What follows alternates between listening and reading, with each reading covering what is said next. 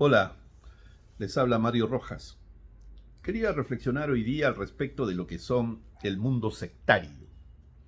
Las sectas propiamente dichas nacieron en estos últimos casi 250 años, o 200 años más o menos, porque antes había las grandes religiones. ¿Ah? Cuando se fundó la iglesia de Jesucristo, o Cristo vino, fundó una iglesia, constituyó una cantidad de clérigos, presbíteros, maestros, obispos, apóstoles, etcétera. Formó una organización que luego sus apóstoles siguieron, al mando de Pedro, Santiago, Juan, los apóstoles.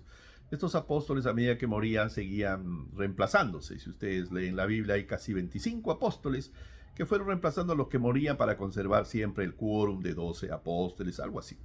En fin, la idea era de que se buscara no dividir, que no haya divisiones en la iglesia. Incluso en el capítulo 1 de Corintios 1:10 dice, Pablo, el apóstol, ruega al mundo, a la gente, le dice, por favor, que no haya entre nosotros divisiones y que estéis unidos perfectamente en una misma mente, en un mismo parecer.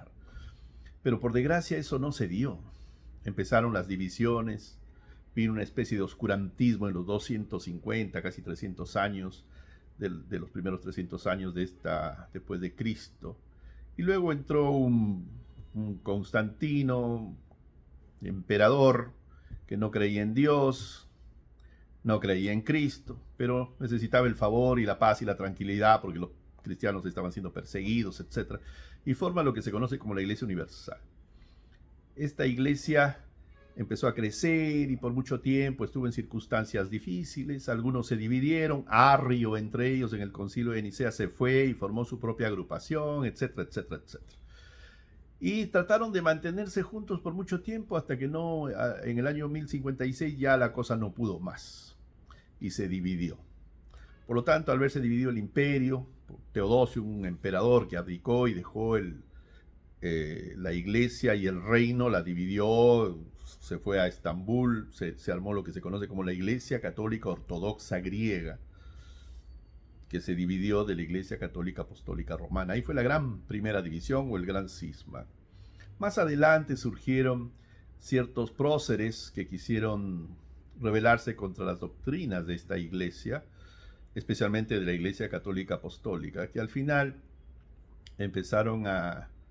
Juan Hus, por ejemplo, Miller, todos ellos se rebelaron contra la iglesia y dijeron que no está bien lo que estaban haciendo, una serie de cosas. Y al final ellos fueron quemados vivos. ¿Ah? Luego vino Martín Lutero, que de alguna manera se refugió en Alemania, el zar lo protegió y formó lo que se conoce como la iglesia luterana. Más tarde de ahí salieron una cantidad tremenda de iglesias evangélicas. ¿Ah? Enrique VIII en Inglaterra también se rebeló contra Roma y sacó a toda la Gran Bretaña de la Iglesia Católica y formó lo que se conoce como la Iglesia Anglicana. De ella salió la Iglesia Metodista y otras iglesias más, ¿no? Más adelante salieron los bautistas, de los bautistas salieron otro grupo de iglesias, especialmente esta iglesia, si ustedes la conocen, la iglesia presbiteriana, pero eran religiones de cierta importancia. Pero ¿cómo se fundaban? El que fundó la iglesia presbiteriana se rebeló de la iglesia donde él estaba antes y fue excomulgado. Y él formó su propia iglesia con sus seguidores y la gente que lo seguía. Y esa fue la tónica en todo tipo de religiones. Entonces el sectarismo se ha dado a todo nivel, pero algunas iglesias han prevalecido con seriedad, de alguna manera. Los presbiterianos, metodistas, bautistas, testigos de Jehová, mormones, adventistas, etcétera, que han tenido un recorrido quizás un poco más serio. Pero también aparecieron una gran cantidad de sectas que de alguna manera no son pues propiamente una religión. En muchos casos es simplemente un negocio.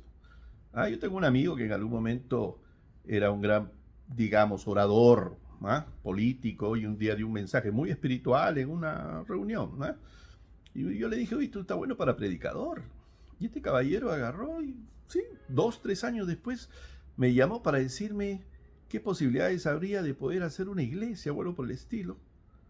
Yo le digo, bueno, tú hablas bien, aquí lo único que tienes que hacer es contratarte un local grande, un galpón, un estacionamiento de esos, no sé, grande. Lo techa, le pones bancas, música, un tabladillo, micrófono y empieza a dar mensajes, manda unos volantes o flyers alrededor del lugar y dale, dando mensajes bonitos, canciones, música, qué sé yo. Y luego hace reuniones, fiestas y empieza a venir la gente. Bueno, esa fue la idea. Como 5 años después él ya tenía una iglesia.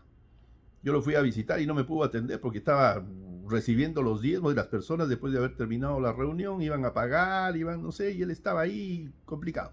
Me llamó como a la 1 de la madrugada y me dijo que se disculpaba, contándome eso, que estaba en la parte económica de la reunión, que mucha gente da donaciones, etc. Un día me quiso vender una camioneta de estas Dodge, de estas grandotas, una camioneta grande, una Dakota gigantesca, que la había comprado, dice, por gusto, porque no la necesitaba.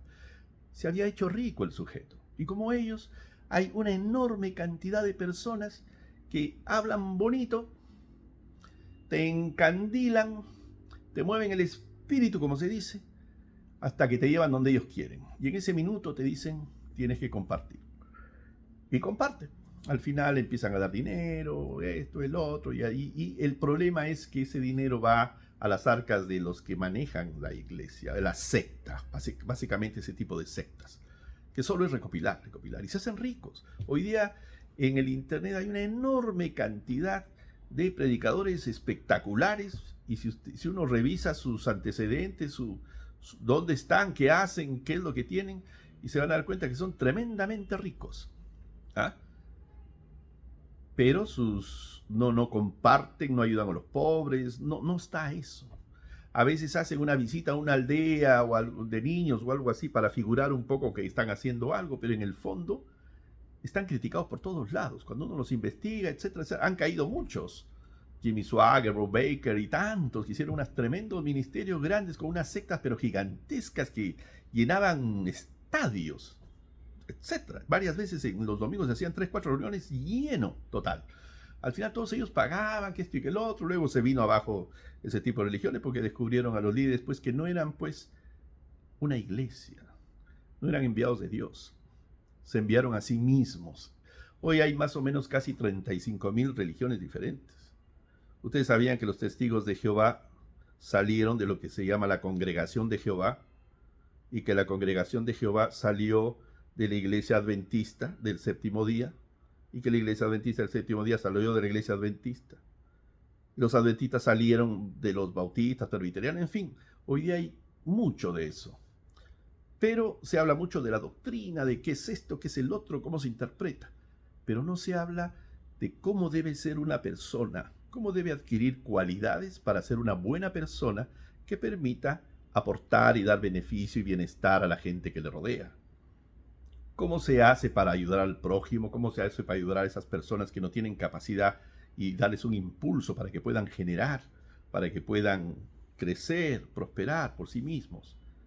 No pasa eso. Se está hablando mucho de doctrina, que sí, que esto es así, que esto es así, pero no se habla de las capacidades que deben tener las personas para poder ser personas que sirvan a su prójimo. Cristo mismo lo dijo en algún momento.